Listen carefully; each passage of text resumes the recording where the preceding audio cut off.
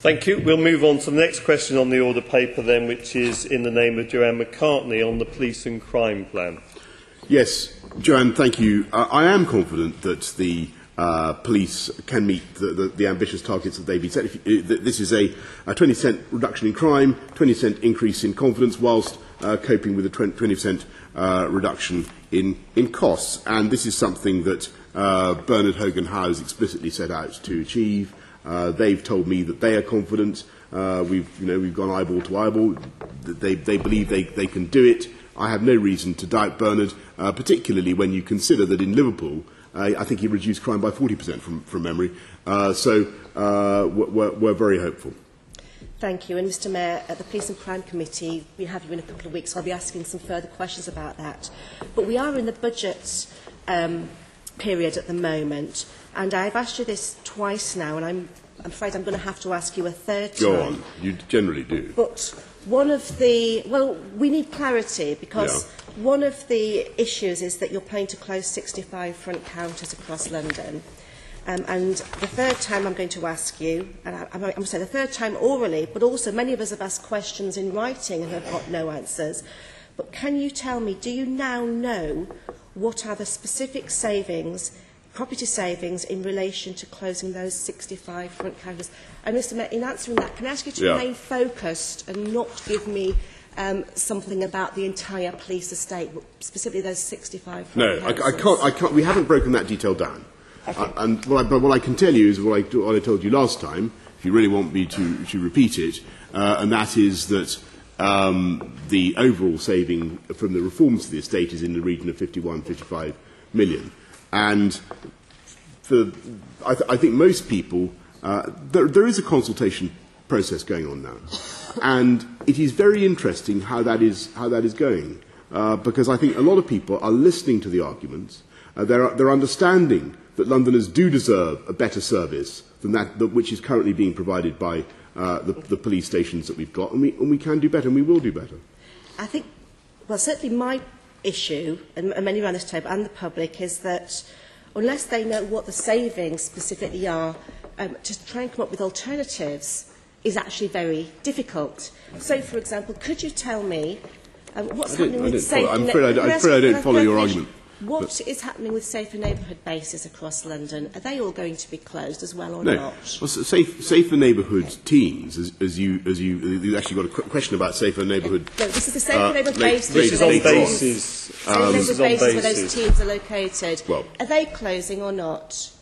There is a consultation going on about all of this, and there are specific plans that you'll have seen for every borough, and I suggest that really that if you go to the meetings where the plans are being discussed, and actually with a very, very wide measure of agreement amongst people who turn up and actually engage with the subject, rather than trying to score political points. And no, of course we're not going to close all the safer neighbourhood team bases. What we are trying to do is actually to increase the public's ability to have face time with the police. And what Bernard Hogan-Howe has said is that anybody who wishes to report a crime will get an immediate personal visit, and we will keep 24-hour police stations in every borough. And we are also working now with the boroughs and with the police to identify additional contact points where you could expect to find either SNTs or other representatives of the police. And I think that is a very good way forward. It's because in one of my boroughs we're losing police stations. Which borough are you talking about? Enfield. The borough is enabled... Let me tell you what's happening. No, stop it. The borough policing... You don't want me to tell you. Sorry, the borough police are unable to tell me what's happening with safer neighbourhood bases. They don't know whether they're closing or not. So, for example, I've got one station, Southgate, which is earmarked for closure. A safer neighbourhood base was put opposite to be the direct alternative.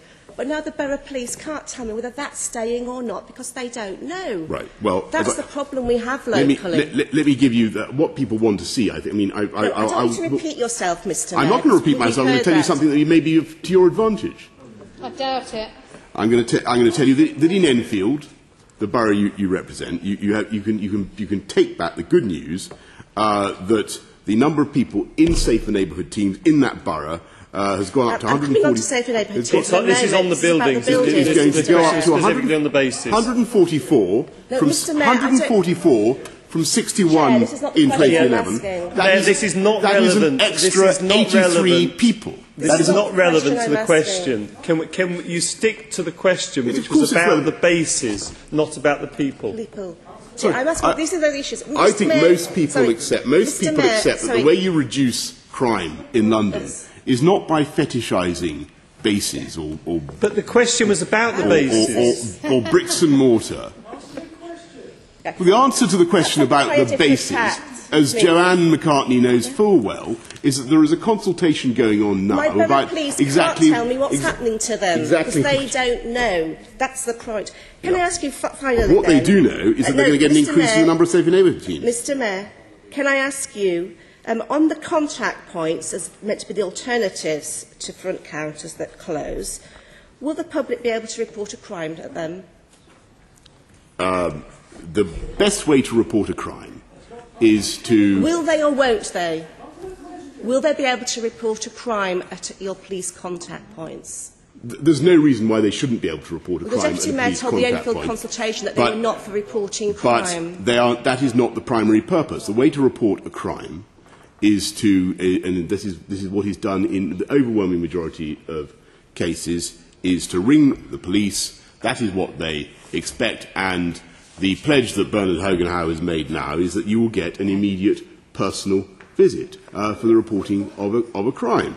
And I think that far from cavilling about the exact whereabouts of safer neighbourhood bases in Enfield, you should look at the increase in the number of safer neighbourhood officers who are going to be out there. And that is what the public want to see, frankly. The public aren't interested in the whereabouts. I'm sorry, regardless of what you want to say, I want to get this point over. No, that is coming up on the agenda. It is a considerable improvement on neighbourhood policing in London.